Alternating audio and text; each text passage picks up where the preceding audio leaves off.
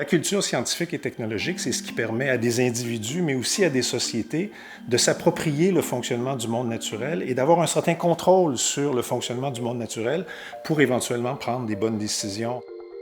La culture scientifique, c'est aussi découvrir le monde fabuleux de la recherche, le monde des chercheurs et de leur travail en laboratoire. C'est aussi engager le jeune pour qu'il devienne un acteur de la culture scientifique. C'est une façon de se poser des questions, c'est de se dire, j'ai une question, je vais mobiliser une certaine démarche, puis avec cette démarche-là, je vais pouvoir tirer des conclusions.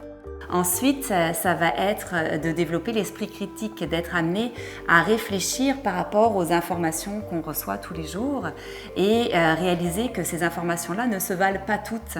Et donc, au cœur de la culture scientifique et technologique des individus, il y a cette capacité de remettre en question nos premières idées, remettre en question nos idées préconçues, puis essayer d'avoir une vision plus rationnelle, plus juste du monde qui nous entoure. À mon avis, l'école, c'est le lieu idéal pour développer la culture scientifique pour plusieurs raisons. Parce que l'école, c'est vraiment le lieu d'apprentissage le plus important. Et en plus, les enseignants sont là pour faciliter ces apprentissages. Les élèves ont souvent des conceptions qui vont leur venir de leur observation, comme nous tous. Et ce qui est important de les amener à faire lorsqu'on vit des démarches d'investigation ensemble, c'est de les amener à se questionner sur pourquoi ils ont fait ça, et qu'est-ce que leur démarche leur a amené à démontrer. Pour développer la culture scientifique, il y a plusieurs façons d'y arriver. Faire vivre des démarches assurément aux élèves, de ne pas seulement s'en tenir à une succession de contenus à voir, mais aussi de demander aux élèves de se poser des questions, d'essayer d'élaborer des protocoles pour répondre à ces questions-là, d'émettre des hypothèses. Les enseignants ont un rôle d'accompagnement à jouer dans ce contexte-là, beaucoup plus qu'un rôle de transmetteur ou de transmettrice d'informations.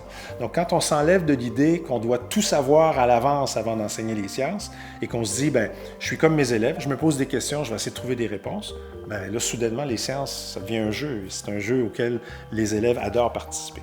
Le fait de se questionner là, puis de se questionner entre eux, ça amène justement à développer la culture, parce que c'est ça les sciences dans le fond. C'est toujours de se questionner, puis de mobiliser ces connaissances-là pour aller plus loin dans notre questionnement. Les scientifiques publient, participent à des congrès, font des communications scientifiques. Il faut que les élèves fassent la même chose dans leur classe. Il faut qu'ils apprennent à débattre de leurs idées. Ça aussi, ça fait partie de la démarche d'investigation scientifique et ça permet de construire une bonne culture scientifique et technologique. De varier. Je pense que c'est ça la clé du succès avec les élèves, c'est de varier les interventions, varier les démarches. Ça peut être aussi en faisant venir des intervenants, effectivement, en faisant venir des scientifiques ou des organismes de culture scientifique. Ça peut aussi montrer que la science est partout et pas juste à l'école. Il faut absolument considérer la culture scientifique et technologique comme une partie de la culture générale que tout citoyen devrait posséder. Donc, on ne peut pas se permettre en tant que société de laisser derrière des individus qui n'auraient pas eu la chance, comme tous les autres élèves, même les plus forts, de développer une bonne culture scientifique et technologique parce que ça devient un outil absolument essentiel pour avoir un certain contrôle sur sa vie, un certain contrôle sur son environnement, un certain contrôle sur les orientations que la société va prendre. Et il faut que chacun soit capable de se prononcer de manière raisonnée, intelligente sur ces enjeux-là.